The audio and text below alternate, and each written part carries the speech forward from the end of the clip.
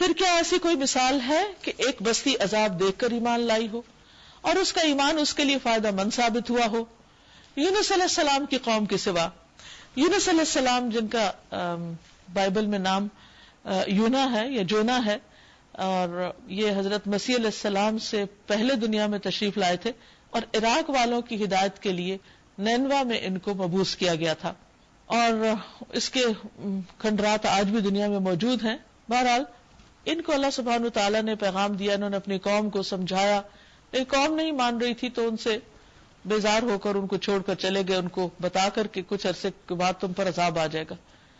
یہ جب وہاں سے نکلے تو آگے سمندر میں جا کر مچھلی نے ان کو نگل لیا، اور پیچھے سے قوم ڈر گئی کہ پیغمبر ناراض ہو کر چلا گیا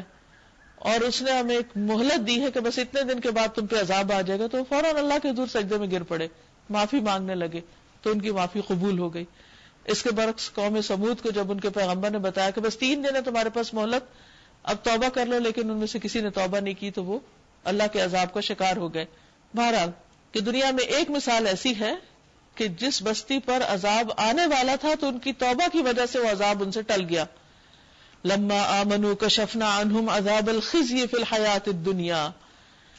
وہ قوم جب ایمان لے آئی تھی تو ہم نے اس پر دنیا کی زندگی میں رسوائی کا عذاب اس سے ٹال دیا اور اس کو ایک مدت تک زندگی سے فائدہ اٹھانے کا موقع دے دیا۔ وَلَوْ شَاءَ رَبُّكَ لَآمَنَ مَنْ فِي الْأَرْضِ كُلُّهُمْ جَمِيعًا، اگر تیرے رب کی مشیت یہ ہوتی کہ زمین میں سب مومن اور فرمانبرداری ہوں تو سارے اہل زمین ایمان لے آئے ہوتے، پھر کیا تو لوگوں کو مجبور کرے گا کہ وہ مومن ہو جائیں؟ وَمَا كَانَ لِنَفْسٍ أَن تُؤْمِنَ إِلَّا بِإِذْنِ اللَّهِ، کوئی نفس ایسا نہیں کہ اللہ کے اذن کے بغیر ایمان لا سکے، یعنی اللہ سبحانہ وتعالیٰ کی توفیق سے ہی ایمان نصیب ہوتا ہے۔ اور اللہ کا طریقہ یہ ہے کہ جو لوگ عقل سے کام نہیں لیتے، اس کی نشانیاں نہیں دیکھتے، غور و فکر نہیں کرتے، وہ ان پر گندگی ڈال دیتا ہے، یعنی ان کو پھر توفیق نہیں دیتا، سوچنے سمجھنے کی صلاحیت ان کی کام نہیں کرتی۔ ان سے کہیے زمین اور آسمانوں میں جو کچھ ہے آنکھیں کھول کر دیکھو، اور جو لوگ ایمان لانا ہی نہیں چاہتے ان کے لیے نشانیاں اور تنبیہات آخر کیا مفید ہو سکتی ہیں، یعنی جن کا دل ہی کھوٹا ہے اور ان کی نیت ہی خراب ہے،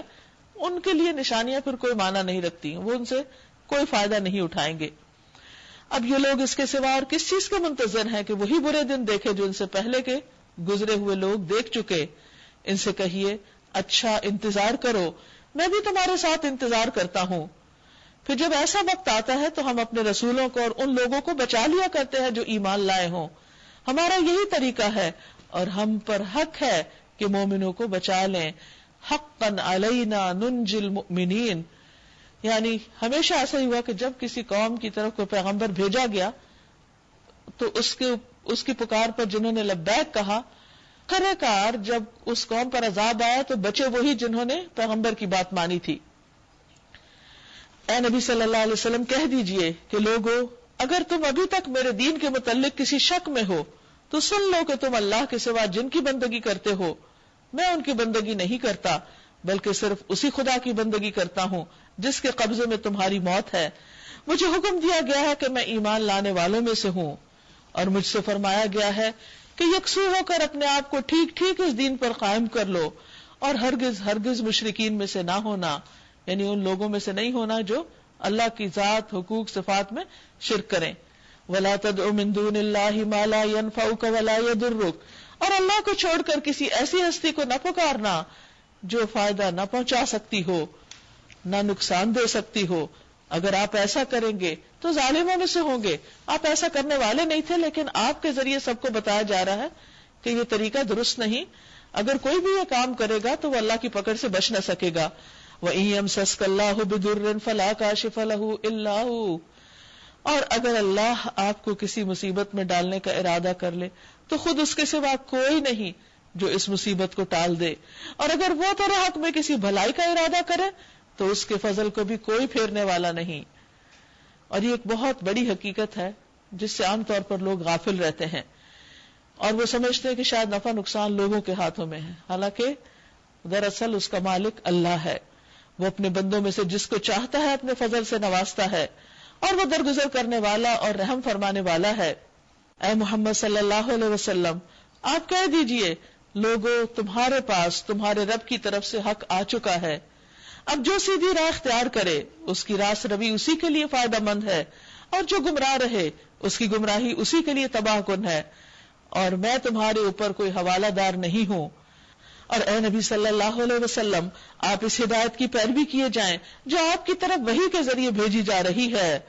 واتبع ما یوحى الیک واصبر حتی یحکم اللہ، اس وقت تک صبر کیجئے جب تک اللہ فیصلہ کر دے، وہو خیر الحاکمین، اور وہی بہترین فیصلہ کرنے والا ہے۔